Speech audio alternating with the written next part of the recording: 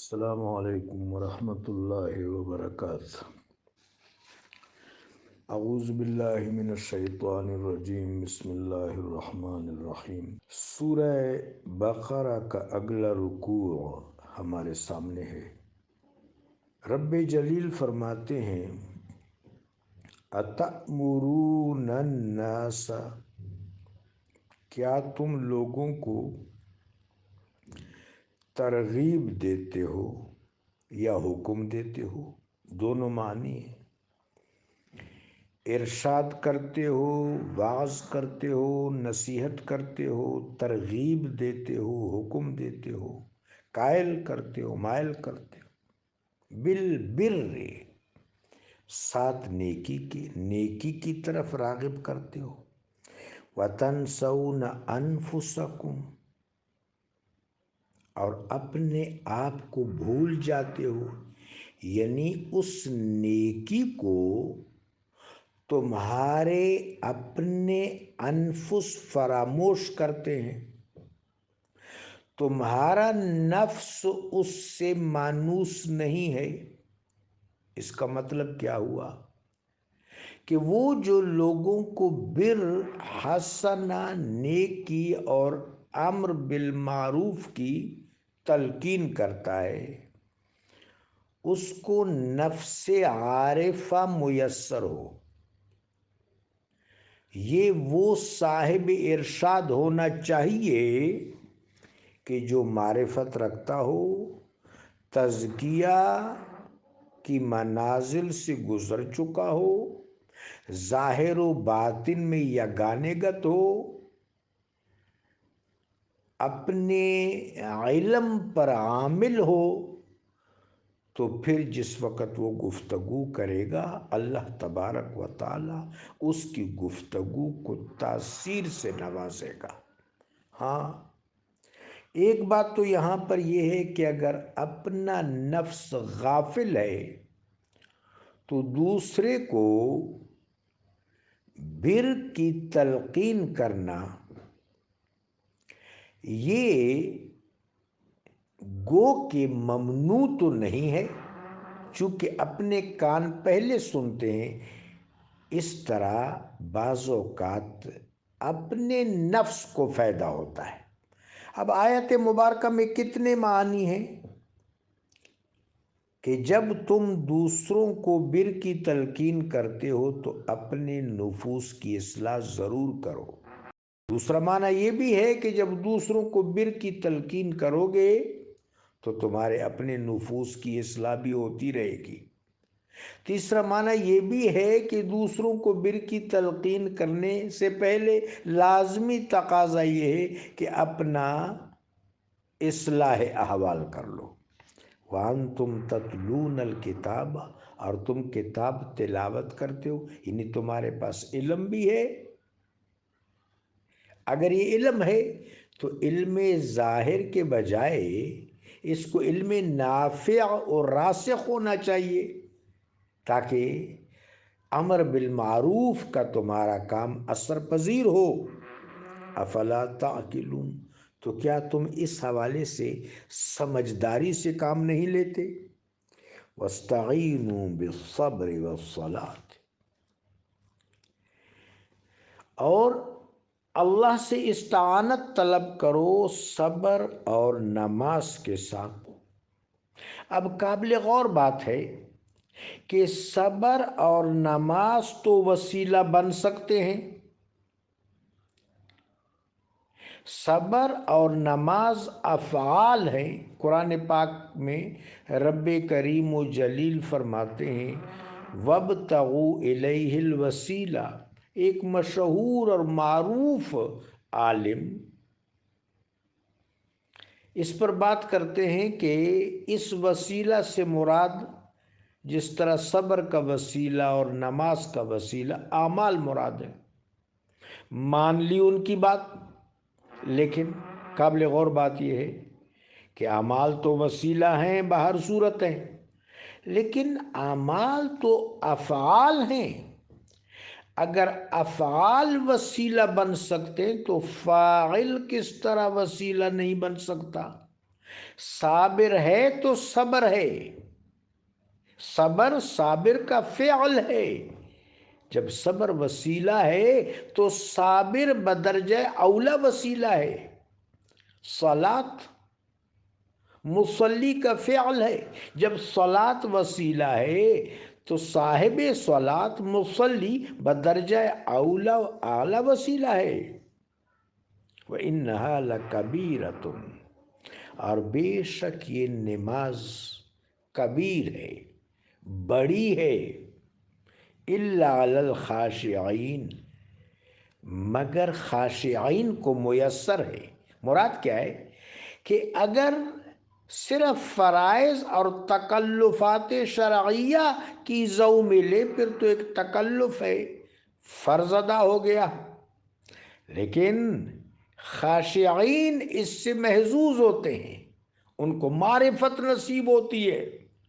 تو نماز معرفت کا وسیلہ ہے، صرف تکلف نہیں ہے، صرف فرض شرعی نہیں ہے، بلکہ یہ معرفت کا وسیلہ ہے۔ الذین، اب قرآن خاشعین کو ڈیفائن کر رہا ہے۔ الذین یظنون انہم ملاقو ربہم، خاشعین وہ لوگ ہیں جو یقین رکھتے ہیں کہ وہ اپنے رب سے ملنے والے ہیں۔ وَأَنَّهُمْ إِلَيْهِ رَاجِعُونَ، اور وہ اپنے رب کی طرف پلٹنے والے ہیں، یہ خاشعین ہیں۔ خشع کا لفظی مطلب قلب کا جھکنا، لیکن خاشعین کی سیرت کیا ہے کہ ان کو یقین ہے کہ ہم اپنے رب سے ملنے والے ہیں اور اپنے رب کی طرف پلٹ کر جانے والے ہیں، اس لیے نماز سے معرفت کا خزینہ تلاش کرتے ہیں۔ یا بنی اسرائیل، اے بنو اسرائیل، درمیان میں یہ بات کیوں آ گئی؟ بنو اسرائیل کا ذکر ہو رہا تھا، درمیان میں یہ بات آ گئی، قابل غور بات ہے، قابل اعتنا بات ہے کہ بنو اسرائیل اگر شکستہ ہیں، محبوب پاک علیہ الصلوۃ والسلام کے دامن اطہر و اطیب سے متمسک نہیں ہو رہے تو ان کے ہاں یہ فالٹ ہے۔ اگر یہ فالٹ نہ ہوتا وہ خاشعین ہوتے، ان کے نفوس میں معرفت مجزن ہوتی تو پھر اس طرح نہ کرتے۔ یا بنی اسرائیل، اے بنو اسرائیل، اذکروا، یاد کرو، نعمتی اللتی، میری اس نعمت کو، انعمت علیکم، میری نعمت خاصہ، رسول اللہ صلی اللہ علیہ وسلم کا ورود مسعود، آپ صلی اللہ علیہ وسلم کی بعثت مبارکہ، وانی فضلتکم علی العالمین، میں نے تم کو تمام لوگوں پر فضیلت دی۔ اس فضیلت کی تکمیل تب ہوگی جب متمسک ہوگے سرکار دو عالم کے دامن سے۔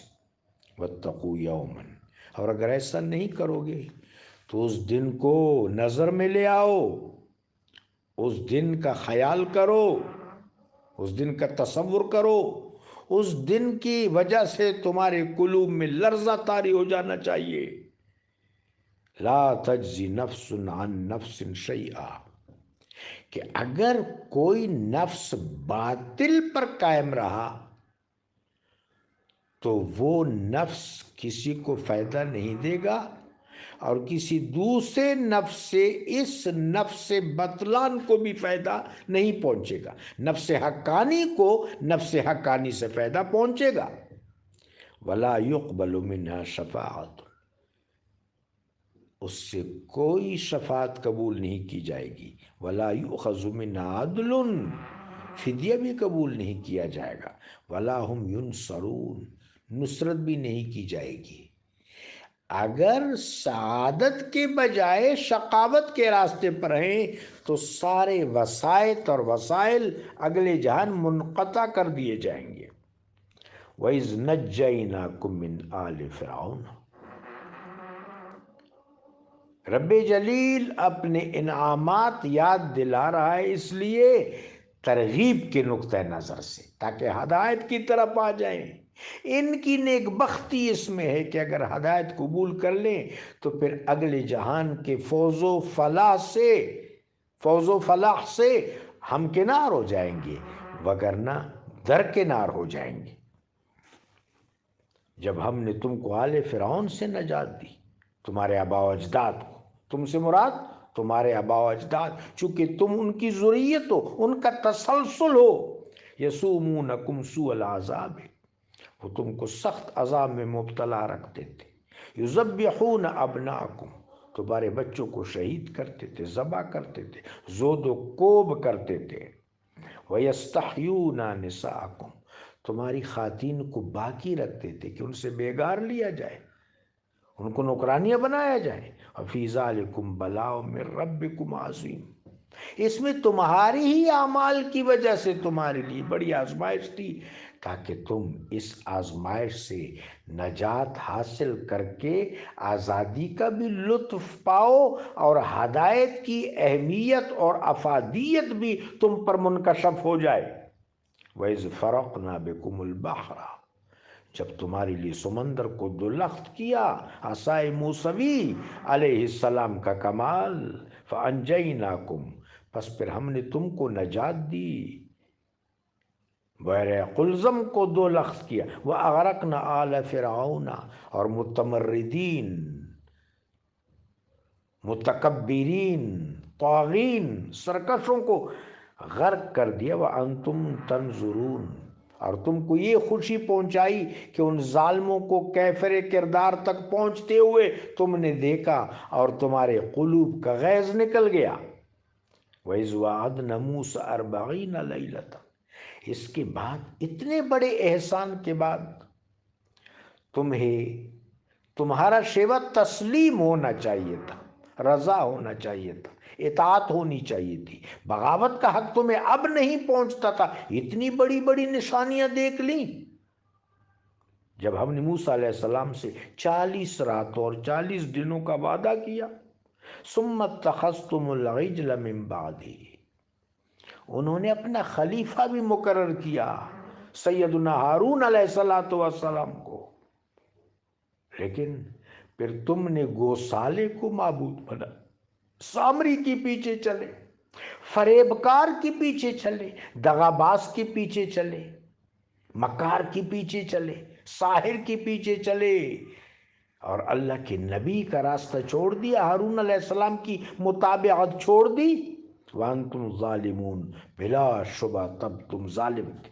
ثُمَّ عَفَوْنَا عَنْكُمْ، اتنے بڑے قصور کے بعد بھی ہم نے تم سے درگزر کیا، من بعد ذالک، اس کے بعد، لعلکم تشکرون، تاکہ تم اب سر تسلیم خم ہو جاؤ، اللہ کے شکر گزار بندے بن جاؤ۔ وَإِذَا آتَيْنَا مُوسَى الْكِتَابَ، یاد کرو جب ہم نے موسیٰ علیہ السلام کو تورات عطا فرمائی، والفرقان، یہاں واو تفصیلیہ ہے، یہ کتاب یعنی تورات حق اور باطل کے درمیان، حلال و حرام کے درمیان، خیر و شر کے درمیان امتیاز کرنے والی کتاب، لعلکم تہتدون، تاکہ تمہارے پاس مکمل ہدایت نامہ میسر آ جائے، حکم شریعت تمہارے پاس پوری طرح میسر ہو جائے، اور کسی بھی حوالے سے تم مخمصہ کا شکار نہ ہو۔ وَإِذْ قَالَ مُوسَى لِقَوْمِهِ، اور جب خدائے کریم نے حد نافذ کر دی، اللہ کے حبیب نے فرمایا موسیٰ علیہ السلام نے، یا قوم انکم ظلمتم انفسکم، اے لوگو تم نے بڑا سخت ظلم کیا، شرک کیا، ان الشرک لظلم عظیم، باتخاذکم العجل،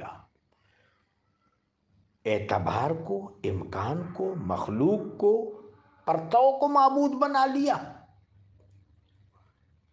تم نے حلول کا اعتقاد رکھ لیا، اطاعت کا اعتقاد رکھ لیا، توحید کو چھوڑ دیا، اب کیا کرو، فتوبوا الی بارئکم، اپنے رب کے حضور توبہ کرو، پہلے توبہ کرو، فاقتلوا انفسکم، پھر ایک دوسرے کو قتل کرو۔ اس کا کیا مطلب ہوا کہ جنہوں نے یہ کام نہیں کیا تھا، شرک ارتکاب نہیں کیا تھا، وہ ان پر حد نافذ کریں کہ جنہوں نے شرک ارتکاب کیا تھا، صالحین مجرمین پر حد نافذ کریں۔ ذالکم خیر لکم، کہ تمہارے لیے بہتر ہے عند بارئکم، تمہارے رب کے نزدیک، فتاب علیکم، تاکہ وہ رحمت کے ساتھ تم پر متوجہ ہو۔ وہ جن پر حد قائم ہو جائے گی پہلے وہ توبہ کر لیں، ایمان لے آئیں، ان پر حد قائم ہو جائے، اگلا جان ان کا کلیئر ہو جائے گا۔ اور یہ جو اللہ کے حکموں کو نافذ کرنے والے ہوں گے یہ بھی اللہ کے حکم کا حق ادا کر لیں گے۔ انہ هو التواب الرحیم، بے شک وہ اللہ رحمت کے ساتھ رجوع فرمانے والا اور رحمان ہے، رحیم ہے۔ وَإِذْ قُلْتُمْ يَا مُوسَىٰ، یاد کرو اس وقت کو جب تم نے ہمارے حبیب موسیٰ علیہ السلام سے کہا لَن نُؤْمِنَ لَكَ، ایسی ہٹ درمی، اتنی نشانیاں دیکھنے کے بعد تمہارے شقاوتوں کا سلسلہ دراز ہو رہا ہے، طاعت گزاری اور شکر گزاری کا جذبہ پیدا نہیں ہو رہا، اس لیے کہ تم نے اپنے قلوب کو تزکیہ اور احسان کے راستے پر نہیں لگایا۔ لَن نُؤْمِنَ لَكَ، ہم آپ پر ایمان نہیں لائیں گے حَتَّى نَرَى اللَّهَ جَهْرَةً، جب تک ظاہر باہر اللہ کو نہ دیکھ لیں۔ فَأَخَذَتْكُمُ الصَّاعِقَةُ، پھر ایک چھنگاڑ نے تم کو آن پکڑا، وَأَنْتُمْ تَنْظُرُونَ، اور تم دیکھ رہے تھے، یعنی جنہوں نے یہ سرکشی نہیں کی تھی، سر تسلیم سر اطاعت خم کیا تھا، وہ ان بدبختوں کو کیفر کردار تک پہنچتا ہوا دیکھ رہے تھے۔ ثُمَّ بَعَثْنَاكُمْ مِنْ بَعْدِ مَوْتِكُمْ، ہاں جو صالح جماعت تھی، 70 افراد پر مشتمل صالحین اور اولیاء کی جماعت جو موسیٰ علیہ السلام کے ساتھ گئے، اور اللہ تبارک و تعالی جل شانہ کے نظارہ پاک سے، نظارہ نورانی سے، نظارہ دید سے شہادت کی منزل پر فائز المرام ہو گئے، شہید وفا ہو گئے، شہید تجلی ہو گئے، ان کو اللہ نے زندہ کیا لعلکم تشکرون، تاکہ وہ مزید اللہ کا شکر ادا کرے۔ وَظَلَّلْنَا عَلَيْكُمُ الْغَمَامَ، جب ہم نے وادی طیہ میں اور وادی سینا میں طور کے دامن میں تم پر ابر کا سایہ رکھا، وَأَنزَلْنَا عَلَيْكُمُ الْمَنَّ وَالسَّلْوَىٰ، آسمانی مائدہ نازل کیا، من و سلوہ، آسمان سے، جنت الماوا سے خوراک، پرندے آتے تھے، شیرینی آتی تھی، اور تم ان تمام چیزوں کو خورد و نوش کر کے ان سے محظوظ ہوتے تھے۔ اللہ نے آسمان اور ماوا کی غذائیں تم کو مرحمت فرمائیں، کلوا من طیبات، پاک چیزوں میں سے کھاؤ، ما رزقناکم، جو ہم نے تم کو رزق مرحمت فرمایا جنت میں سے، وما ظلمونا، قابل غور بات ہے، اس زمین پر اللہ نے جا بجا ملکوت پیدا کیا ہے۔ اب اندازہ کیجیے سب سے بڑی ملکوتی فضا میرے آقا و مولا علیہ السلام کو اللہ نے میسر فرمائی کہ ناسوت سے تمام مراتب وجود کو طے کرتے ہوئے خطیرۃ القدس حجاب اکبر میں ہاہوت میں پہنچے اور اپنے رب کا دیدار کیا۔ اس زمین پر اس ناسوت میں اصحاب کہف کے ساتھ کیا ملکوتی معاملہ ہوا، اس زمین پر سیدنا عزیر علیہ السلام کے ساتھ کیا ملکوتی معاملہ ہوا، یہ بھی ملکوتی معاملہ ہے۔ صحرائے سینا میں ماوا کا رزق پہنچ رہا ہے، وما ظلمونا ولکن کانوا انفسهم یظلمون۔ اب یہ لوگ جب بعد میں ہلاک ہوئے تو اللہ نے تو ان پر اتمام حجت کر لیا تھا، لیکن یہ ظالم جو تھے، وَإِذْ قُلْنَا ادْخُلُوا، اور جب ہم نے ان سے کہا کہ داخل ہو جاؤ اس قریہ میں، فَكُلُوا مِنْهَا حَيْثُ شِئْتُمْ، جہاں سے چاہو کھاؤ، کسب حلال کے تحت رزق حلال و وسیع استعمال کرو، راغداً با فراغت، وَادْخُلُوا الْبَابَ سُجَّدًا، ہاں رزق کا حق ادا کرو، عجز و افتقار اختیار کرو، عجز و فروتنی اختیار کرو، متانت و سیانت اختیار کرو۔ اس شہر کے دروازے میں جب داخل ہو تو متکبر بن کر نہیں، عادل بن کر داخل ہو، اللہ کے مقرب بن کر داخل ہو، سجدے کرتے رہو، وَقُولُوا حِطَّةٌ نَغْفِرْ لَكُمْ، اللہ سے مغفرت چاہو تاکہ ہم تمہارے سب کا گناہ معاف کر دیں۔ وَسَنَزِيدُ الْمُحْسِنِينَ، اور جو پہلے سے محسنین چلے آ رہے ہیں ان کی برکات و نعمات میں اور بھی اضافہ کر دیں گے۔ فَبَدَّلَ الَّذِينَ ظَلَمُوا قَوْلًا غَيْرَ الَّذِي، اور وہ جو ظالم تھے، ظلم اور شقاوت جن کی فطرت ثانیہ بن چکی تھی، انہوں نے وہ بات کی جو ان سے نہیں کہی گئی، اس سے ہٹ کر بات کی۔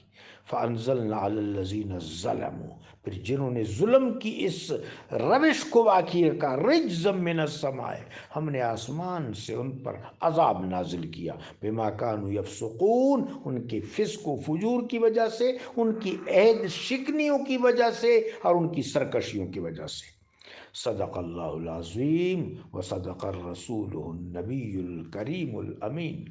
اللہم صلی وسلم علی سیدنا و مولانا محمد مبارک وسلم وعلی آل سیدنا و مولانا محمد مبارک وسلم تسلیما کثیرا کثیرا کثیرا۔